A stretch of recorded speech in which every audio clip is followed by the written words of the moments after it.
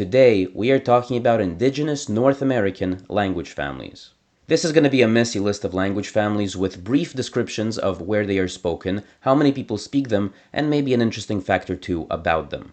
I've always wanted a video like this to exist. Indigenous North American languages are incredibly fascinating in my opinion, and they definitely deserve to be more well known. So let's do it. My primary sources are this wonderful map, which you've probably seen before, and as incredible as it is, it was created in 2005, so it's potentially a bit outdated. Which is why I'm cross-referencing it with the lists of North American language families by Glotolog, which should be more up-to-date, as far as I know, at least closer to our time. As you'll see in a bit, the whole area of research of native North American language families is still such a complete and utter mess. There are still so many unknowns and undetermined, unverified, and unclassified proposals that, for now, as of me making this video, this is probably as good as it gets.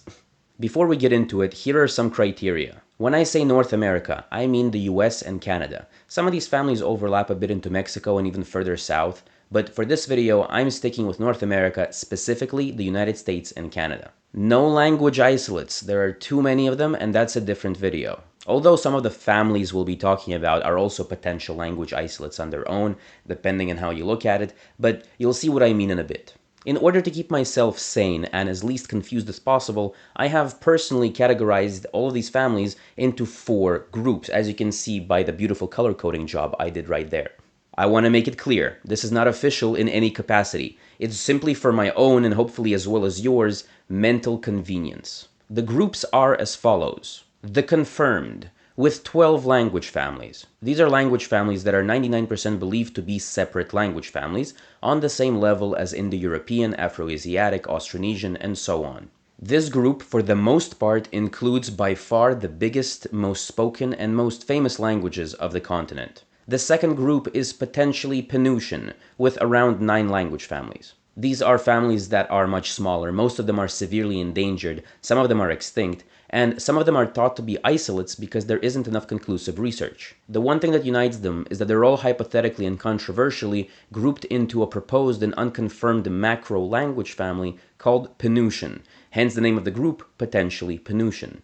Group number 3, Hypothetically-Hokan, with around 4 language families. Same exact logic as the second group, they are all either severely endangered or extinct, and they are all sometimes classified into the controversial and proposed macro language family called Hokan, hence the name Hypothetically-Hokan. I like a little bit of alliteration. Sue me.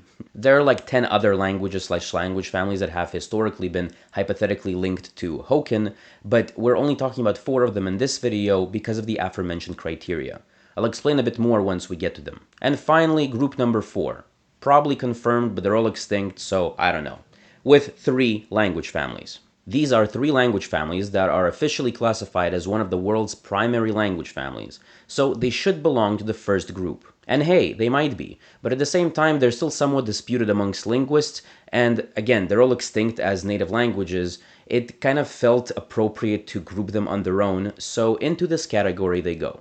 Each of these categories will have at least 1 language family under an asterisk because of the aforementioned confusing nature of this whole area of research. And keep in mind that for a lot of them, if not all of them, have also at some point in the past been hypothetically grouped into the proposed Penutian and Hokan macro language families.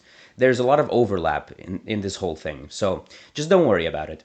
Also, just a heads up, you'll hear me say the phrase historically spoken a lot. Many of these tribes were forcibly relocated away from their historical homelands during many US government initiatives such as the Trail of Tears, the Dawes Act, and so on. All of them horrible tragedies. So when I say historically spoken, I mean before all that. So just the general original collective native area. In any case, enough dilly-dallying and let's get into it. First off, the Algic language family. Altogether, there are 30 languages spoken by approximately 164,000 speakers altogether. The Algic family is one of the largest in North America, and it's divided into 3 primary groups: Algonquian, Wiyot, and Yurok. The overwhelming majority of Algic languages belong to the Algonquian branch, spoken all the way from the Rocky Mountains to the east coast of Canada. The most spoken languages are Cree-Inunaskapi, which is a dialect continuum with around 96,000 total speakers, Ojibwe with about 50,000, and Mi'kmaq with about 7,000. There are like 5 others with over 1,000 speakers, but the rest are unfortunately either severely endangered, on the brink of extinction, or actually extinct. The Algonquian languages are known for their very complex polysynthetic grammars, which rely on 1,000 different suffixes and prefixes that you basically glue together like a puzzle in order to make a very specific word or even a whole sentence. Many of the Algonquian languages, such as Cree and Ojibwe, have historically been written using the syllabic writing system since the middle of the 19th century. It's absolutely beautiful and also quite easy and intuitive to learn. In fact, from the very beginning, the writing system spread amongst the native populations so quickly that for a while, the Cree had higher literacy rates than the English and French Canadians, which is just incredible. The other two branches, Wiyot and Yurok, native to California, are each their own language, and both of them went extinct as native languages in 1962 and 2013, respectively. Nevertheless, there are some revival efforts going on, especially for Yurok, which has been called the most successful language revival in California. As of the year 2000, there are approximately 300 people with some knowledge, and an additional 35-ish fluent speakers, with 6 schools that actually offer classes of Yurok as well. And I think it's incredible, and I just wish them all the best. Moving on to the Eskaleut language family. There are about 20-ish languages, depending on how you classify the various dialects, spoken by an approximate total of 110,000 speakers. The Eskaleut language family is the northernmost not just in North America, but in the entire world, and it is divided into 2 primary branches, Aleutian and Eskimoan. The Aleutian branch was historically spoken on the Aleutian Islands, most of which are a part of Alaska, but a few belonging to Russia as well. As of 2022, there are less than 80 speakers of any Aleutian language, all of whom live on the Alaskan side, and the last native speaker of the Bering dialect in Russia passed away in March of 2021.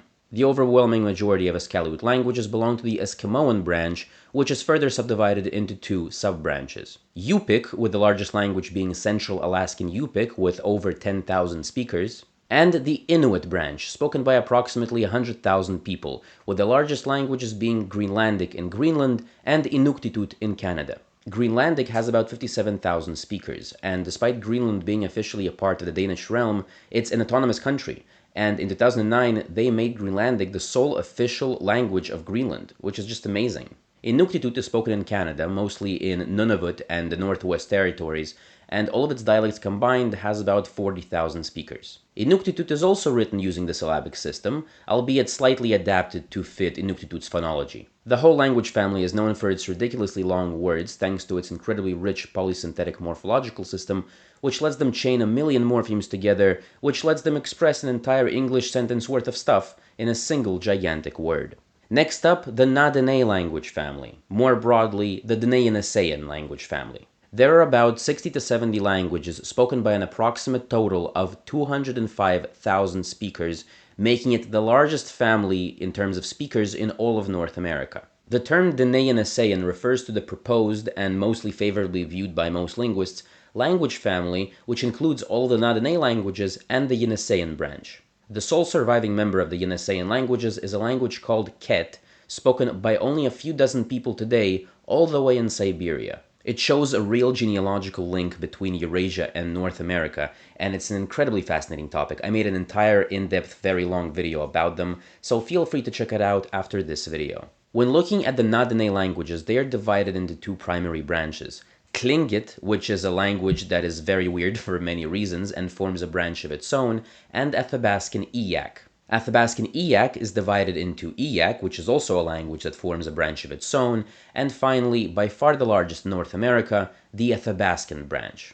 Athabascan is divided into Northern, spoken mostly in Western Canada and Alaska, the Pacific branch, spoken in the middle of the US West Coast, and the Southern branch, spoken in Texas, Arizona, New Mexico, and the surrounding states, and even dips a little bit into Mexico itself. The largest, most spoken, and most famous globally, I guess, Athabascan language is Navajo, spoken by approximately 150,000 people. According to the Navajo Times, there are also about 7,600 monolingual Navajo speakers who don't even speak any English, which I'm honestly a bit skeptical about, but sounds amazing if true. Some other notable Athabascan languages include Western Apache, with about 13,000 speakers, Chipewyan, with about 11,000, and Tlicho, with about 1,700 speakers. The Na-Dené languages are known for their incredibly complex and unpredictable grammars that work in a very, very different way to any Old World languages. This is one of the reasons why Navajo, among others, but Navajo is just the biggest,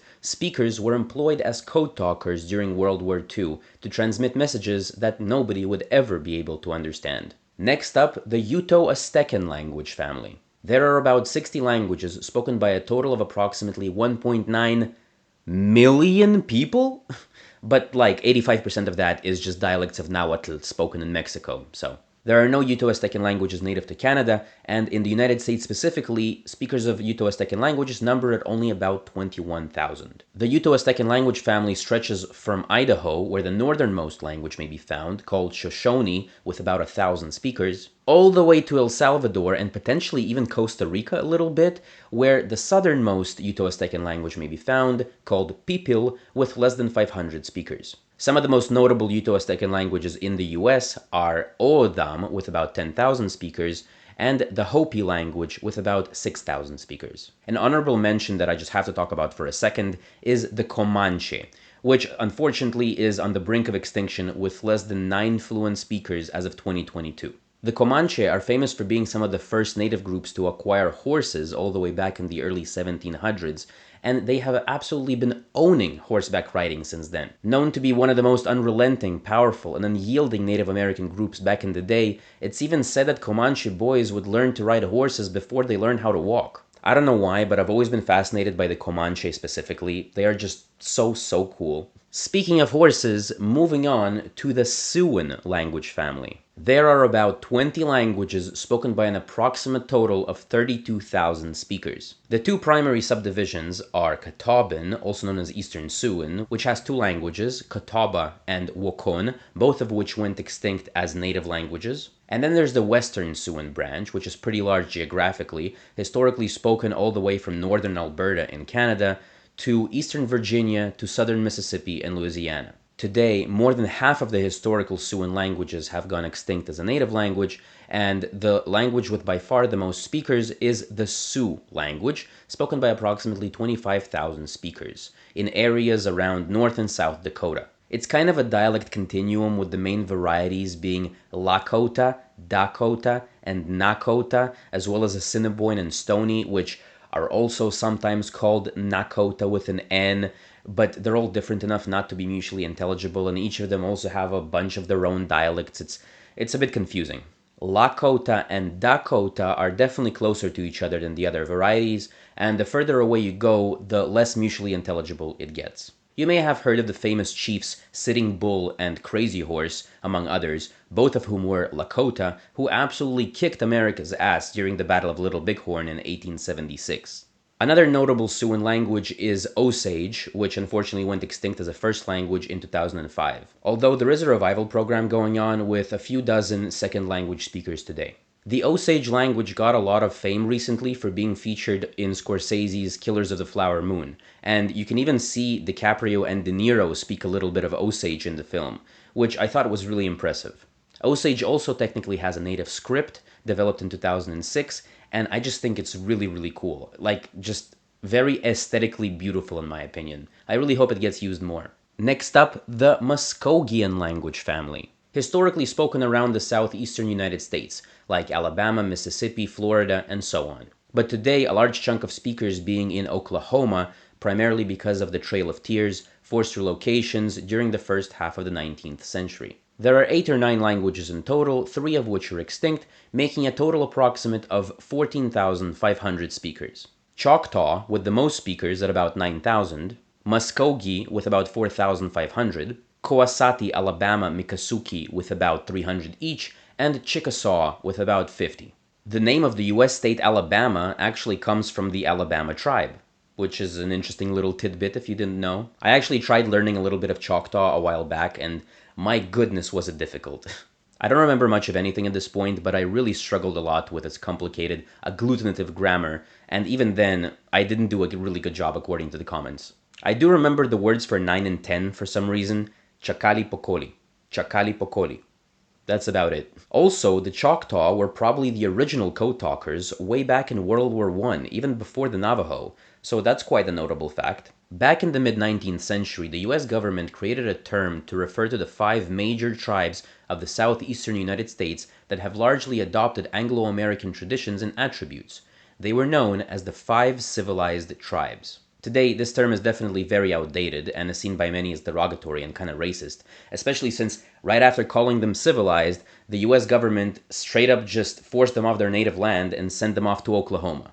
But I'm just mentioning this as a historical fact because 4 of the 5 civilized tribes were of the Muskogean language family. The Choctaw, Chickasaw, Muskogee, formerly known as Creek, and the Seminole, which have historically spoken Muskogee and Miccosukee. Another cool fact is that the Seminole were actually the first ones to open a casino, started as a high-stakes bingo parlor back in 1979. It spread rapidly amongst other tribes and is the reason why today Native American reservations in the United States are known for their casinos. The 5th civilized tribe were the Cherokee, linguistically unrelated to the Muskogean tribes because they speak a language of the Iroquoian language family. The Iroquoian language family has about 17 languages attested to it, most of which are extinct nowadays, and with the most generous of estimates putting the total number of Iroquoian speakers to be about 6,000, most of whom being elderly people. The most spoken languages today are Mohawk, with about 3,500 speakers, followed by the Cherokee, with about 2,000 speakers. The Cherokee tribe itself, though, has about 320,000 officially enrolled tribal members, making it the 2nd largest federally recognized tribe in the United States, second only to Navajo. Which makes it that much sadder, in my opinion, that it's the 2nd largest tribe with hundreds of thousands of enrolled members, and only a tiny percentage actually speaks the language. And the Cherokee language is perhaps most famous for its writing system, the Cherokee syllabary. Invented by a man called Sequoyah in the early 1800s, the Cherokee syllabary has to be one of the coolest and most mind-blowing inventions in the history of linguistics. Sequoyah was fully illiterate before inventing it, and to make a long story incredibly short, he basically just took a bunch of random Latin, Greek, and Cyrillic letters, as well as some Arabic numerals, and adapted them into a syllabary. It's an incredibly fascinating story that deserves its own hour-long video, coming 2035. Another incredibly interesting fact about the Iroquoian languages is that they have a very interesting phonology that you really don't see much anywhere else in the world, at least as far as I know. They completely lack the consonants p, b, f, v, and also m is incredibly rare, appearing in no more than 10 native words. These are some of the most common sounds across the world, so the fact that the Iroquoian languages just straight up don't have them is absolutely fascinating. Next up, the Tanoan language family, spoken mostly in New Mexico and Arizona. It has about 7 languages spoken by an approximate total of 5,000 speakers. The largest language in terms of speakers is the Jemez language, also known as Towa, and despite having only about 3,000 speakers, it's not really considered to be severely endangered. That's because apparently about 90% of tribal members still speak the language and it's passed down to children still, more so than many other tribes. The Tanoan peoples are Pueblo peoples. Pueblo is a term used to refer to settlements of Native American tribes, specifically in the southwestern United States. Some of these are some of the oldest continually inhabited places in the whole country. They are also rather secretive when it comes to their languages. In a general sense, they don't really like it when outsiders try to learn their languages. Most of them also virtually don't have a writing system because the language is considered to be sacred and should only be passed down orally, not written down. All Tanoan languages are tonal, with about 3 or 4 tones each, and they sound and work very similar to how tones work in Mandarin Chinese. So that's pretty cool. Because of the incredibly complex grammars and sound systems, as well as the secretive nature of the communities, the Tanoan languages definitely aren't easy to find resources for. But at the same time, it adds a sort of mystique to it, which I think is really cool, and honestly, well done to these communities for preserving it for as long as they have. Hopping over right next door to the Tanoan language family, the Keresan languages. I actually made a full video on Keres a while back, and you are very welcome to check it out, but here's the summarized version. This one is kind of under an asterisk, like I mentioned in the beginning, because Keresan, depending on who you ask, is either seen as a small language family with 7 languages, or a single language isolate with 7 dialects. The 7 varieties form sort of a dialect continuum, with each one being mutually intelligible with its closest neighbor, but the further away you go between the western and eastern groups, the less mutually intelligible it gets. There are approximately 11,000 speakers of all varieties together, the largest of which being Kewa with about 2,800 speakers. The Keresan languages are known for having very large phonemic inventories, about 85 phonemes. That's like about 45 consonants, 40 vowels, and even 4 tones on top of that. However, just like the Tanoan languages, Keresan languages don't really have a writing system, at least not a standardized one, because these languages are also considered to be sacred and should only exist in the spoken form. There is also such a thing as Keresan Sign Language, which developed on its own due to a relatively high occurrence of deafness within some communities. Apparently, it's also sometimes colloquially known as Keresan, which is just amazing and I love it so much. This is the flag of New Mexico, which is objectively the most beautiful and most badass state flag of all. I will fight someone on this, I swear. In the center is the sacred sun symbol of the Keresan Zia people, and for that, they have my utmost admiration.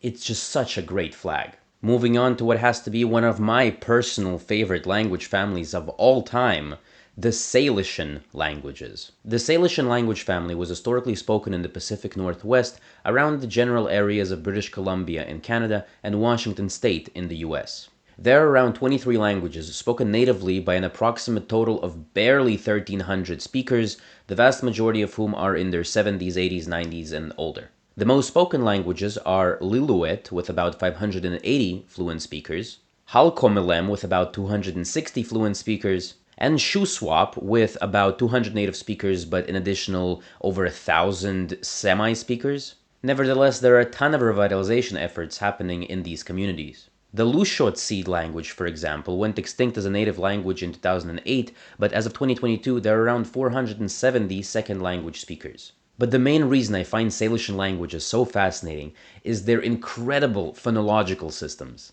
They have the craziest sounds of any language ever, like rivaling kho, and it's just, they completely rip apart the entire concept of a syllable as most of us know it.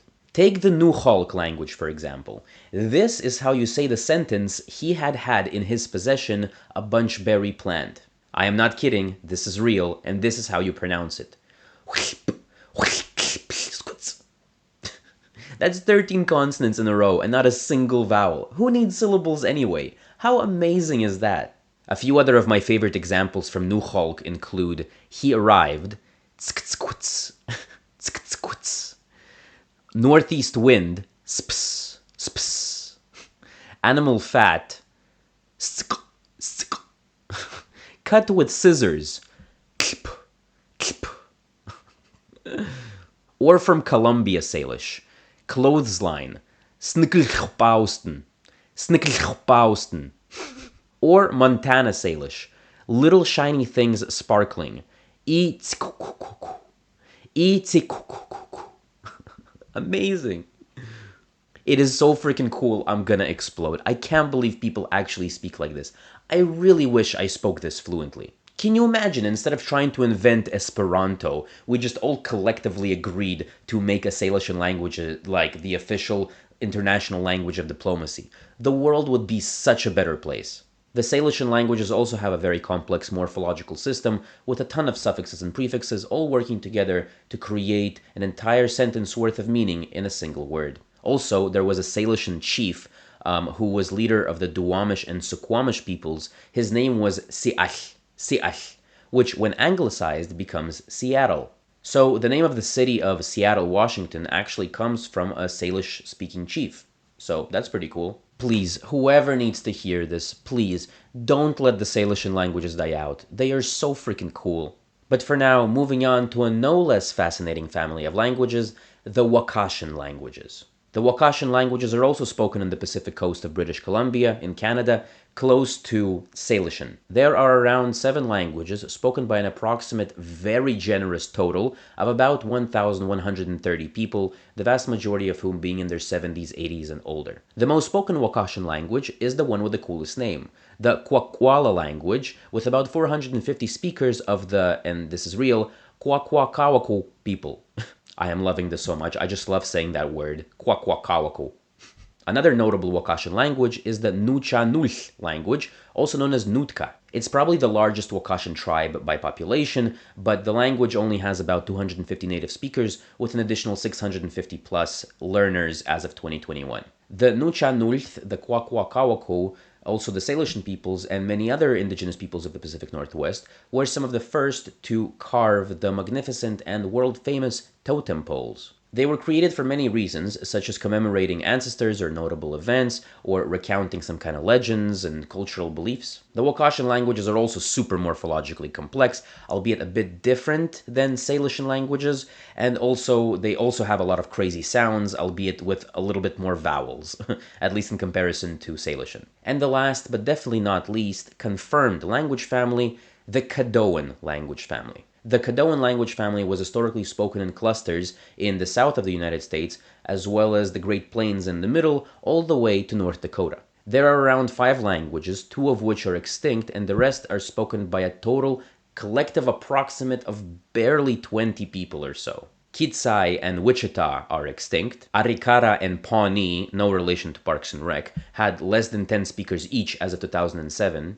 And the Caddo language with only 2 remaining native speakers as of 2023. While there are some revitalization efforts going on in some of these communities, the grim reality is that this whole family might disappear entirely very soon. The Caddoan languages for the most part are ergative absolutive and polysynthetic languages, so the morphology works in a similar way to Eskaleut languages such as Inuktitut and Greenlandic, but still very, very different. Pawnee and Arikara may be heard in Iñárritu's 2015 film The Revenant, starring DiCaprio, so that's pretty cool. As for Caddo, it's a bit unusual in the fact that it completely lacks any liquid consonants. That is, it doesn't have any R's or L's at all, which is really not that common across the world. Usually languages have at least one of them. Also, the word Texas likely derives from the Caddo word Taisha, meaning friend or ally.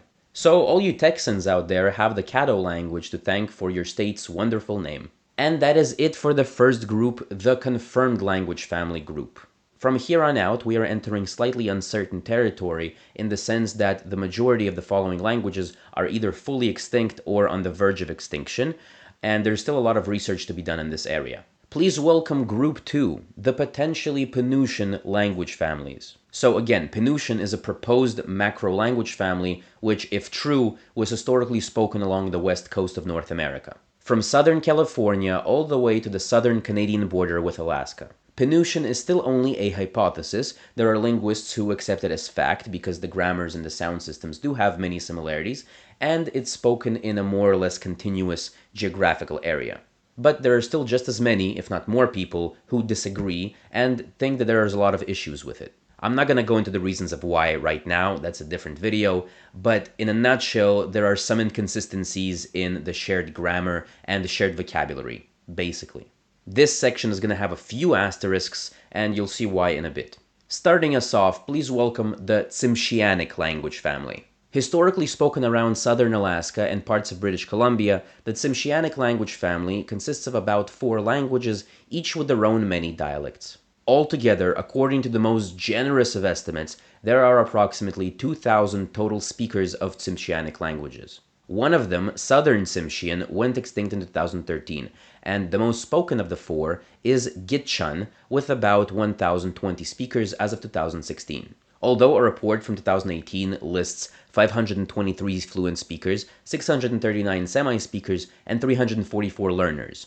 So do with that what you will. The Tsimshianic languages all have some kind of revitalization programs going on, and they're all rather successful, to be honest. At the very least, there seems to be a lot of enthusiasm in their respective communities. In fact, a language learning app for Gitchan was released in 2019, and it even very briefly held the top spot in Google Play's education category, which is absolutely insane when you consider that it's an app for an indigenous North American language. The Tsimshianic languages are also ergative absolutive and polysynthetic, and are incredibly difficult from a European perspective. One cool thing that personally caught my eye while reading about them is the fact that they seem to have 7 different counting systems depending on the thing that is being counted. So here's an example from Coast Tsimshian. The number 2 changes quite drastically depending on if the thing we're counting is an abstract entity, a human being, a long object, a unit of time, etc. It's really, really cool, really interesting. I really encourage you to check it out in more detail.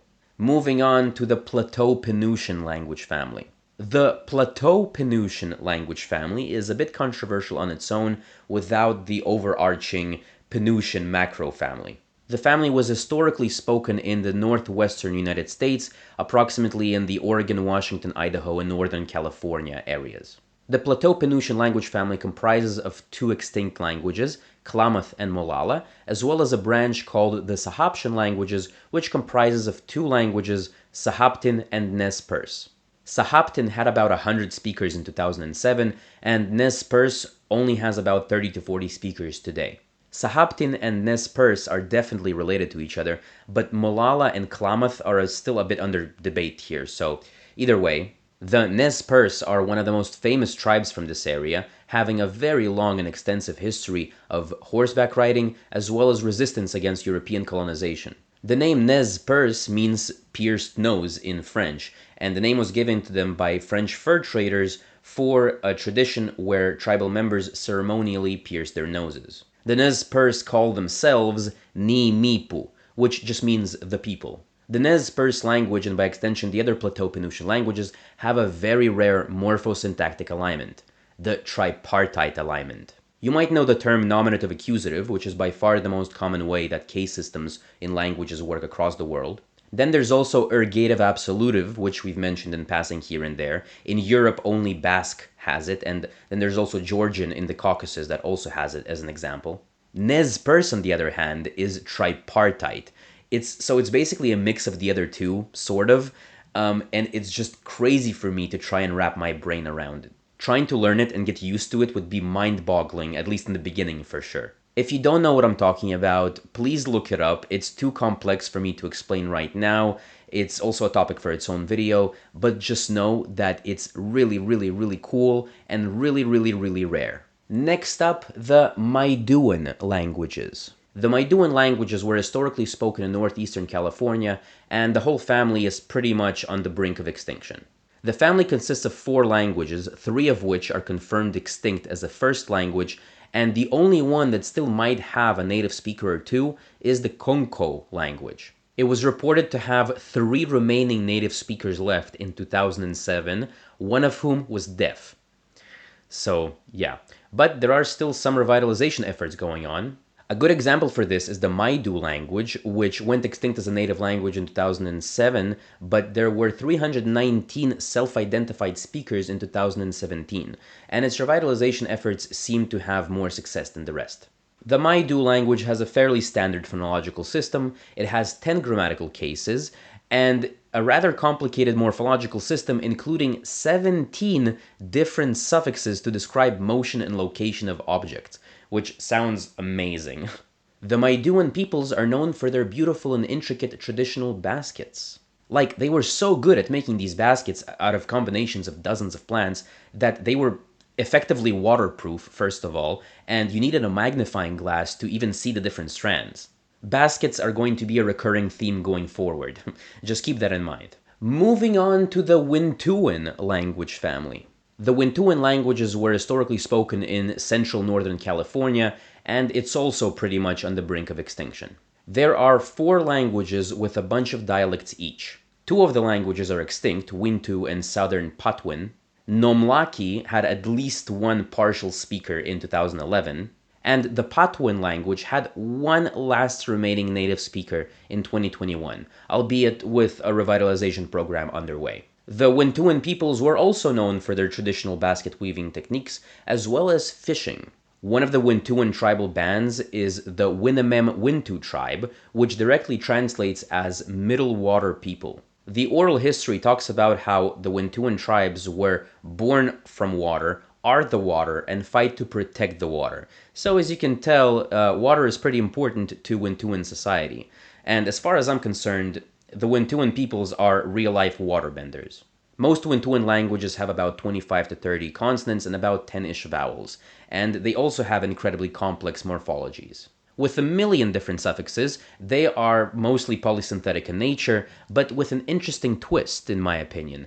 They have a relatively free and flexible word order. So in many cases, a suffix or a clitic may be attached to either side of the word and still retain the same meaning. So for example, el means in, kewel means house. So to say in the house, you can either say kewel el with the in as a suffix at the end, or you can say el kewel, the opposite, with the in as a proclitic in the beginning, and it'll both make grammatical sense and mean pretty much the same thing.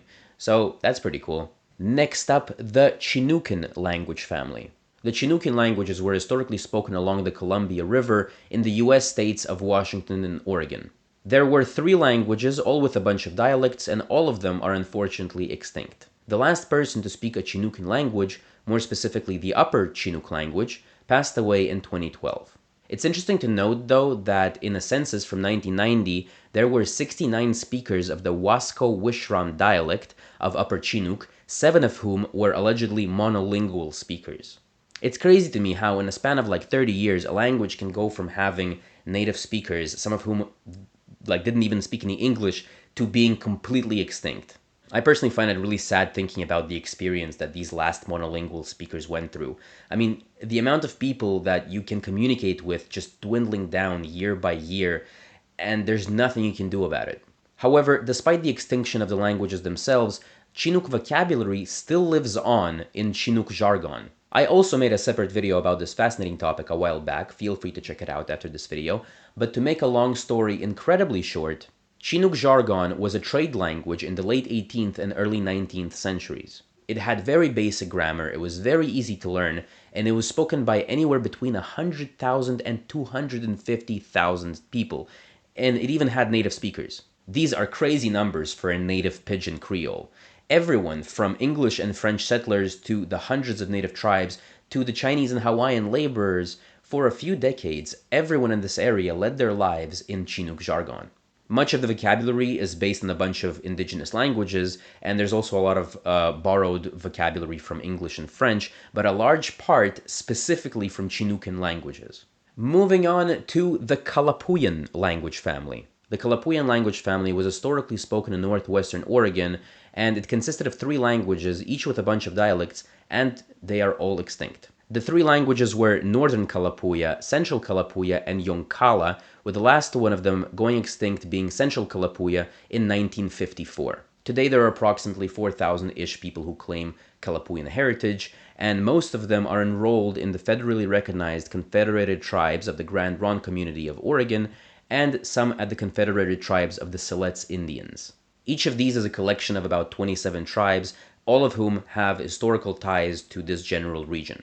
Despite many of these tribes having complicated relations between each other, and some even being warring enemies, after much war and removal acts and disease, the tribes here were pretty much decimated by the US government, and so they were eventually united into these confederations. Unfortunately, the vast majority of the languages of these tribes have gone extinct, including Kalapuyan languages, and the main native language of these communities was recognized to be Chinook jargon. The Kalapuya people traditionally had a patrilineal kinship system of social structure, and each band would live in villages year-round. Men would usually be engaged in hunting, fishing, and building, while women mostly would gather and prepare food, set up camps, and make various crafts, including baskets as well. Despite the languages being pretty much fully extinct, there were dictionaries and grammars produced, and there are still some members of the tribe who have hope of working and revitalizing their lost language. Now we've reached the last 2 language families, and I say it like that because these are under an asterisk and it's still not 100% certain that this is historically and linguistically accurate. The next Potentially-Penutian language family is Yok-Utian, or Yok-Utian. I'm not actually sure how to pronounce it. Yok-Utian is a proposed language family made up of 2 branches, Yokuts and Utian, historically spoken in Central California. The Yokuts branch is subdivided into dozens and dozens of dialects and subdialects, the vast majority of which are extinct. The Valley Yokuts dialect cluster is the only one that has a potential of having at least some native speakers remaining. The Chukchansi dialect had about 8 native speakers left in 2011, and there is still some revitalization efforts going on with classes available for both children and adults. The Tachi dialect had a few fluent speakers in 2007, and the Yawalmani dialect had about 20 to 25 fluent speakers in 2007. When it comes to the Utian branch, it's subdivided into 2 sub-branches, Ohlone and Miwok, which are each both also subdivided into dozens of dialects and subdialects. The Ohlone languages are all extinct, dying out by the 1950s, but there are still some revival efforts going on. While the Miwok branch is still clinging on, the Central Sierra Miwok dialect had 12 native speakers in 1994, and the Southern Sierra Miwok dialect having 3 native speakers in 2019, with a very active revitalization program. Yokuts and Utian were united under the proposed Yok-Utian language family, which in turn itself is under the proposed Macro-Penutian family. The main reasons as to why these two were united is the two branches having rather similar sound systems and some similar reconstructed basic vocabulary, but it's still not fully accepted amongst experts in the field. The Yokuts, Ohlone, and Miwok peoples all have very, very extensive and complex mythologies and religious beliefs, which I highly recommend you read on it in more detail. There is so much history on these, it's incredible. Fun fact, Ewoks from Star Wars actually get their name from the Miwok tribe. So yeah, the more you know.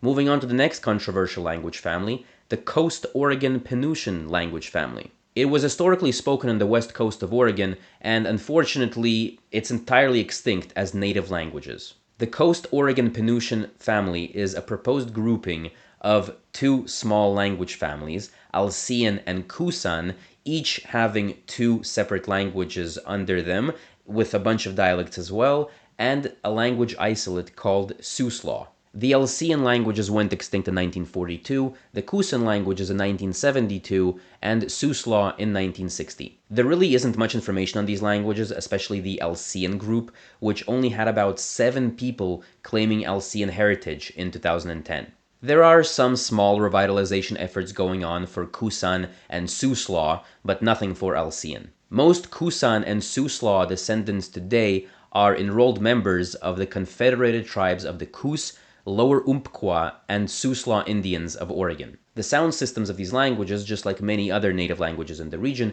feature a lot of velar and uvular consonants. When it comes to grammar, they are also ergative-absolutive, with a very complex morphological system featuring a million prefixes and suffixes. If you'd like to find out more specifics, I encourage you to look up the Miluk language of the Coosan family. It seems to have the most readily available information on grammar, more so than any other Coast Oregon Penutian family that I've seen. So, yeah. And now we have reached the end of Group 2, the Potentially-Penutian language families. But before moving on, I have one quick honorable mention. We've just discussed all the languages that fall under the proposed Penutian macro-language family, except for one, the Takelma language. The Takelma language was historically spoken in Western Oregon, and the last native speaker passed away in 1934. In the past, there was some linguistic evidence presented that linked the Takelma language to other potentially Penutian languages, in particular the Kalapuyan languages, which we discussed earlier. But the grammar and the phonology were different enough that the evidence was deemed inconclusive, and it's still under debate today, with most people labeling Takelma as a language isolate. I know I said no language isolates, which is why I'm not continuing this, but I just thought it was just relevant to very, very briefly mention it here, because it's also a potentially Penutian language.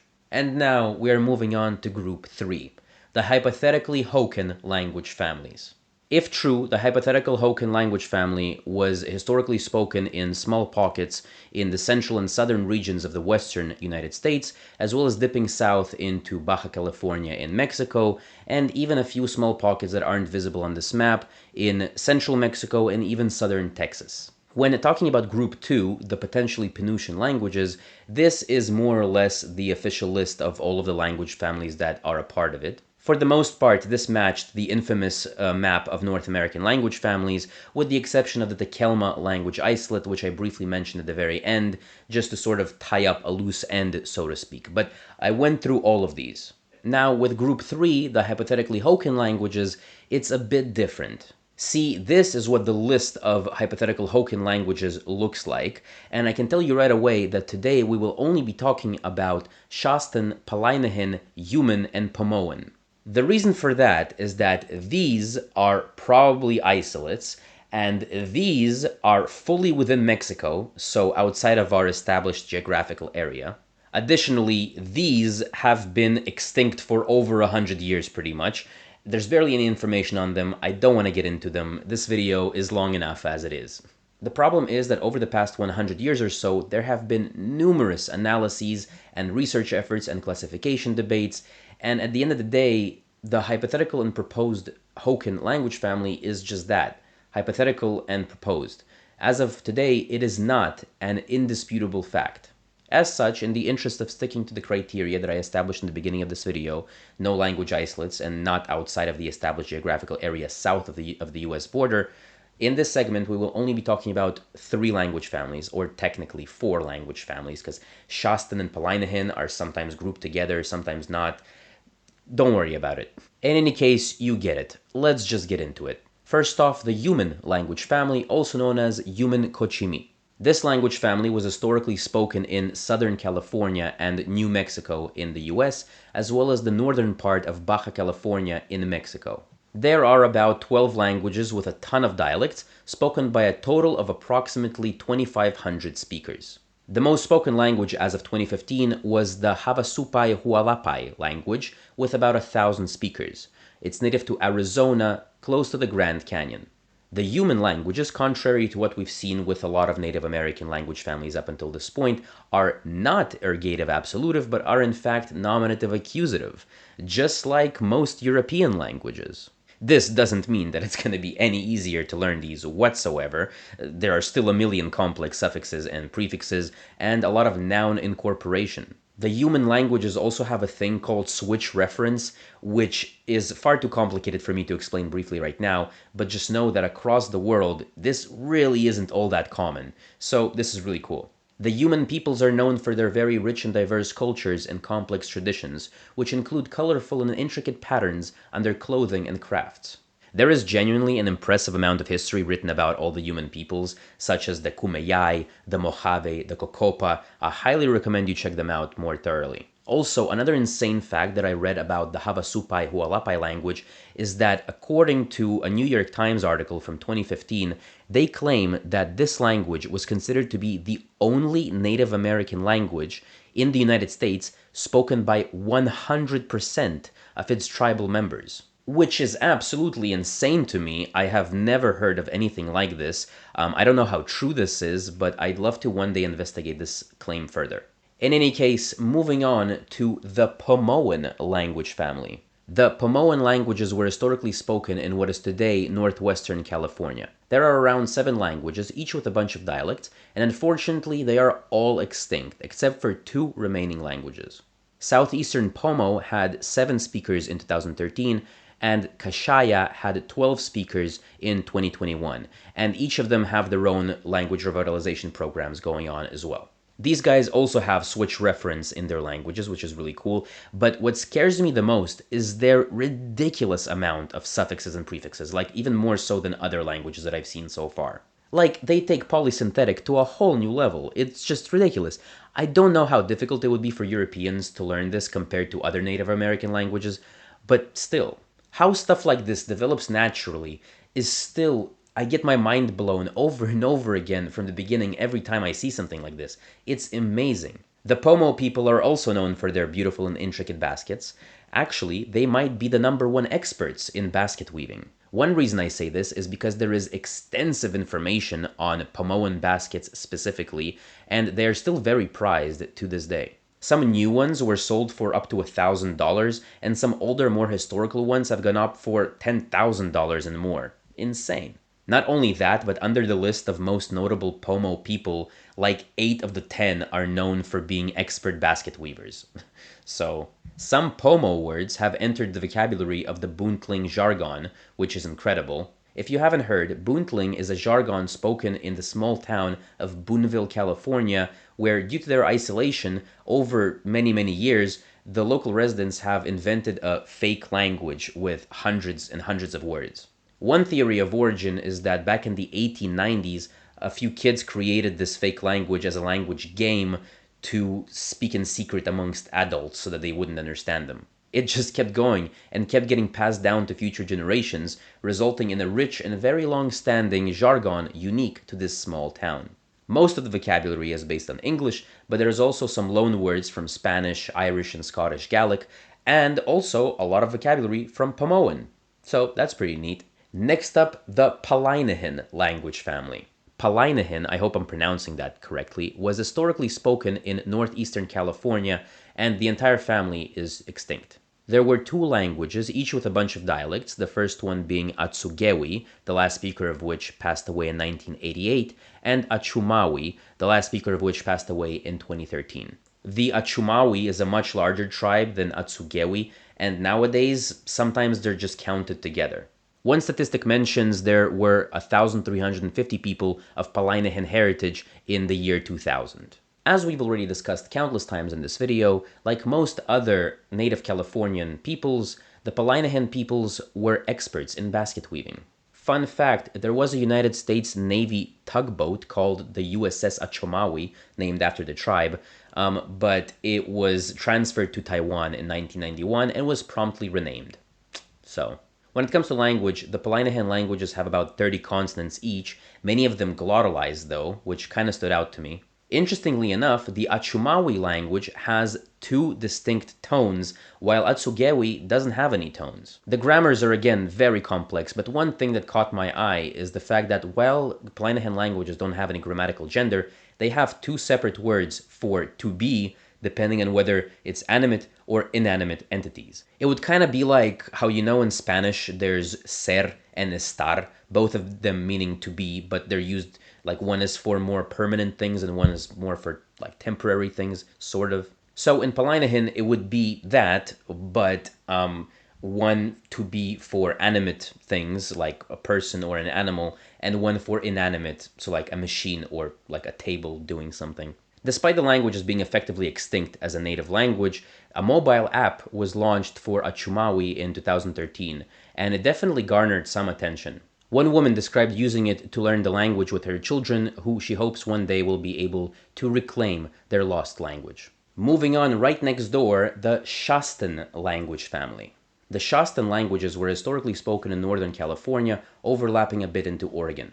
There were 4 languages, each with a bunch of dialects, and all of them are unfortunately extinct as a native language today. The last one was the Shasta language. One source says that the last native speaker passed away in 1978, but then there's another source said that by 1980, there were 2 first language speakers still alive. But either way, that was more than 40 years ago, and it looks like today, no native speakers remain. The Shasta language has a very interesting phonology in my opinion. Vowel and consonant length play a very crucial role here. While many languages across the world distinguish between long and short vowels, which Shasta also does, what's a bit unusual about Shasta is that nearly every consonant also has a long and short form, which I'd say isn't all that common. The language also has 2 tones on top of that, so that's pretty interesting. A large part of their culture was once again, say it with me, weaving baskets. But one cool fact that I read about their religious beliefs is this. They were expert fishermen, and the main fish they went for were coho salmon and rainbow trout, right? However, you couldn't just eat them whenever you wanted. The Shasta were in close contact with another tribe called the Karuk, which is also a Hypothetically-Hokan language, but it's a language isolate, so we're not talking about it in this video. I digress. The Karuk performed a ritual dance in the summer known as Kuwarik, right? The salmon could be caught and dried before the event, but not eaten. But the rainbow trout was even more serious. If you caught any prior to the dance, you had to release it, and if you didn't, that's like one of the biggest sins you could do, one of the worst offenses ever, and you could even be killed for that. For like not letting go of the trout before the dance starts. So that's a thing. In any case, we have now reached the end of Group 3, the Hypothetically-Hokan languages, at least within the borders of the US and Canada. Well, there weren't any in Canada, they were all in the US, but you know what I mean. And now we're moving on to the final group, Group 4. Probably confirmed, but they're all extinct, so I don't know. As the name suggests, these three are all extinct as first languages, albeit with a few revitalization programs happening here and there, so stay tuned for that.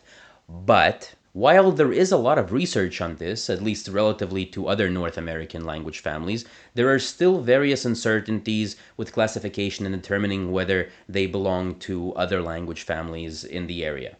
In this segment, we will be talking about the Yuki-Wappo family, the Chumashan family, and Chimakuan family. In the past, Yuki-Wappo has been hypothetically linked to both Penutian and Hokan, and even Siouan and Muskogean at some point, or whatever. Chumashan had been hypothetically linked to Hokan, and Chimakuan had been hypothetically linked to Wakashan, which we already talked about. If you remember the Nuchanulth and the Kwakwakawaku, I will use any excuse to say that word again.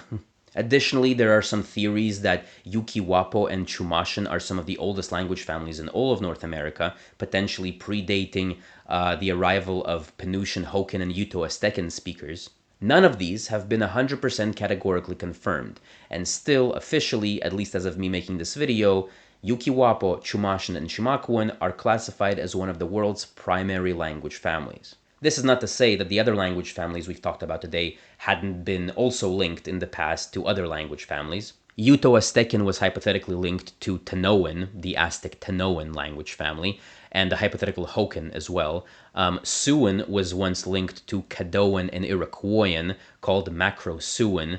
The Eskaleut languages were linked to friggin' Uralic, in a proposal called Eskimo-Uralic, and the Na-Dené languages were linked to Sino-Tibetan and North Caucasian languages called Dené Caucasian. My point is that this is all still a work in progress. This field is a bit of a mess, and there are new hypotheses coming out every single day.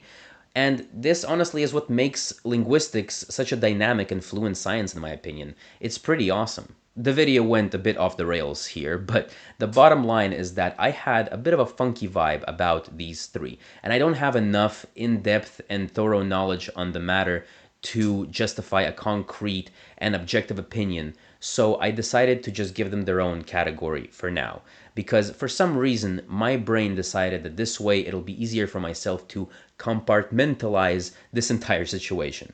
I am sure that this video will not be without any mistakes, so please, I welcome you to leave your suggestions and criticisms in the comments. But for now, let's get back into it and finally finish this off.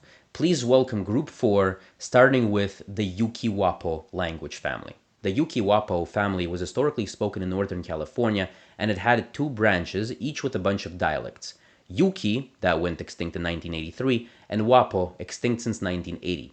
The relationship between the two has also been somewhat controversial until recently. They have rather divergent grammars and vocabularies, and also the cultures themselves are rather distinct from each other as well, but there's plenty of evidence to suggest that the two are as close as two branches of Indo-European, for example. One mind-blowing thing about Yuki that I read is that their counting system was base 8 and not base 10 like most of us are used to. Not just that, right? But apparently, when counting with their hands, they count with the spaces between your fingers rather than the fingers themselves. So instead of going like 1, 2, 3, 4, 5, they go like 1, 2, 3, 4, 5, 6, 7, 8. That's amazing. The Wappo language also has a million prefixes and suffixes, but it's also nominative accusative and has about 8 grammatical cases. One cool thing to note about the phonology of the Wappo language is that it has technically 3 types of stops, and it's even crazier when looking at the letter T, which technically there are like 6 different versions of, but that's just because it's written like that. I mean, in reality, I guess different phonemes. Apart from that, both cultures are legendary basket weavers. When reading in the history of Yuki and also Wappo, it's quite sad, honestly. We all know how horribly the native peoples of these lands suffered under the hand of the colonizers, with murders and boarding schools and disease and so on, but this is even more than that. According to research by historian Benjamin Madley, he notes that between 1854 and 1864, in just 10 years, the population declined from around 20,000 to just a few hundred. In 2010, there were 569 people who claimed Yuki ancestry, and nobody spoke the language. Today, most of them live in the Round Valley Indian Reservation, along with representatives from other neighboring tribes, such as the Pomo, Maidu, and others. Of the Wappo, there were around 260 people who claimed some ancestry in 2010. It's rather sad, and it's rather hard to tell how much longer these tribes themselves will survive, and it doesn't look like the languages are coming back, you know. But either way, I genuinely wish them all the best. For now, we have to keep going. Next up, the Chimakuan language family. The Chimakuan languages were historically spoken in the Olympic Peninsula in Washington state, very close to the border with Canada.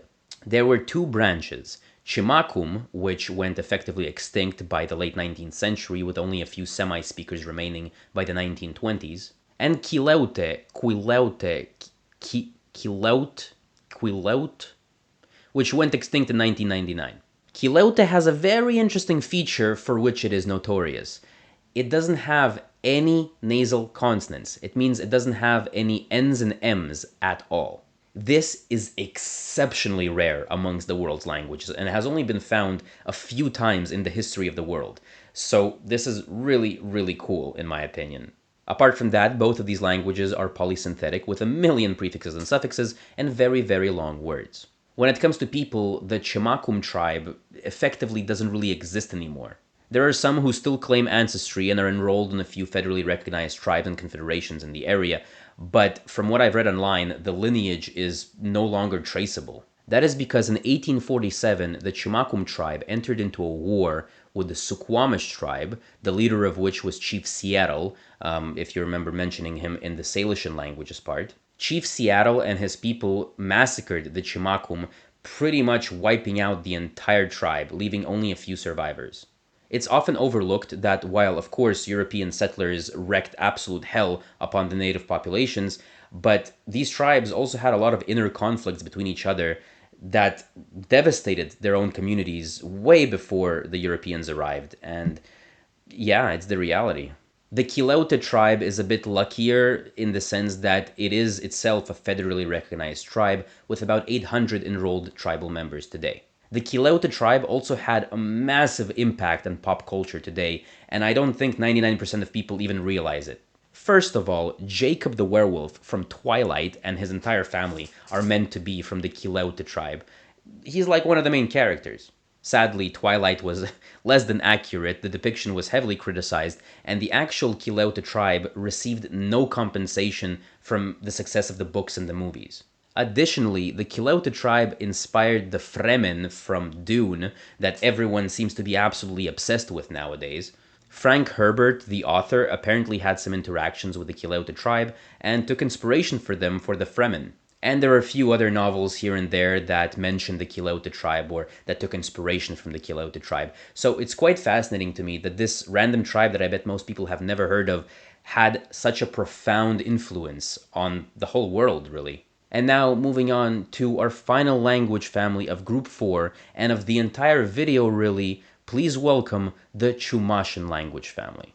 The Chumashan languages were historically spoken in southwestern California. There are approximately 6 languages, each with their own dialects, and they are all extinct. The last Chumashan language to go extinct was Barbareño, aka Shmuich, which went extinct in 1965. Nevertheless, there is a revitalization program going on, started in 2010. This was also sort of a dialect continuum, with closest neighbors being more mutually intelligible with one another, and the further away you go, the less understandable it gets. Apparently, the Obispeño language, aka Ticlini, is the most divergent of them all. The Chumashan languages are also polysynthetic, again with a million suffixes and prefixes and very, very long words. When it comes to phonology, there are about 6 vowels and about 30 consonants, most of which can be glottalized and aspirated as well. But honestly, the coolest thing I found about the Chumashan languages is their incredible number system. Some of you may know that I am a sucker for a good, weird number system, and Chumashan does not disappoint. So look at this. It's called a semi-quaternary numeral system, meaning that for the most part it works with multiples of 4, okay? So 1 through 14 is weird numbers and it's not consistent. 15 to 32 and up, and it becomes a bit more regular and consistent, but it still absolutely blows my mind. I have never ever seen anything like this. Here's just a random easy example, okay? Here are the numbers 18, 19, 20, and 21, okay? So the word for 20 is tskumu'ui. The word for 21 is tskumu'ui kampake'et, which means 20 and 1. The word for 19 is pake'et siwe tsukumu'ui, which is one without 20.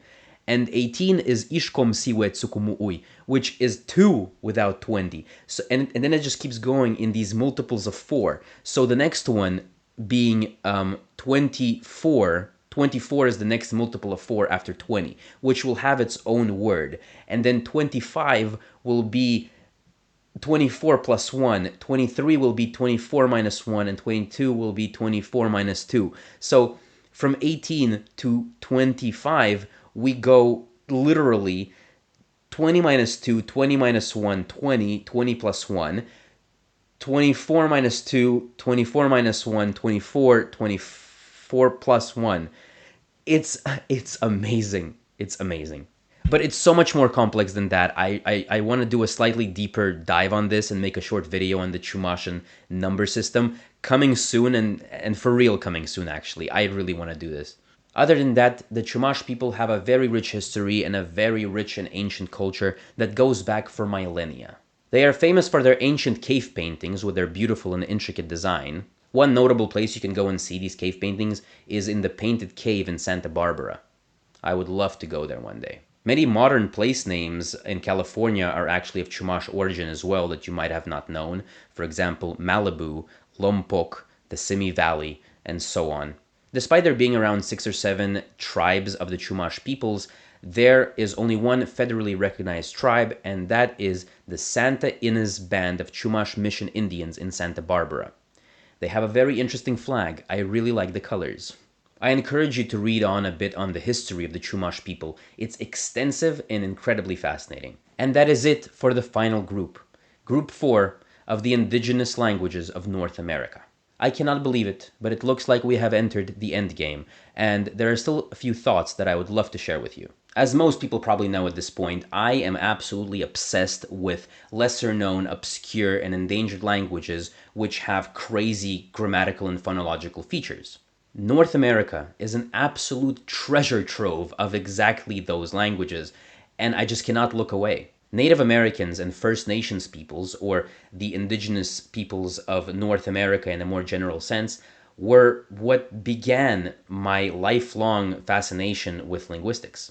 The indigenous languages of North America hold a very special place in my heart amongst the world's languages, and I just cannot get enough of them, which is the main reason why I wanted to make this video. One topic that I barely and very sporadically mentioned throughout this entire video is the reason as to why all of these languages have so few speakers and why so many of them are extinct.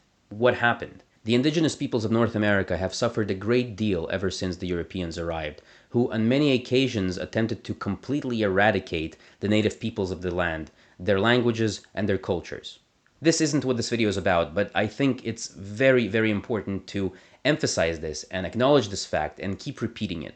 It also helps us understand why so many of these communities have revitalization programs. Most people will just ask, why? What's the point? The language is already dead. Why try to revive it? For many of these communities, the atrocities committed by the American and Canadian governments are still very fresh in memory. There are still plenty of people alive today who went through all of this.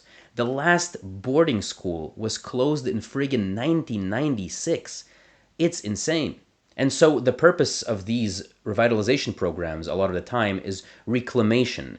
It's attempting to recover what was lost, what was forcibly taken away from them, and to keep the memory of their ancestors alive.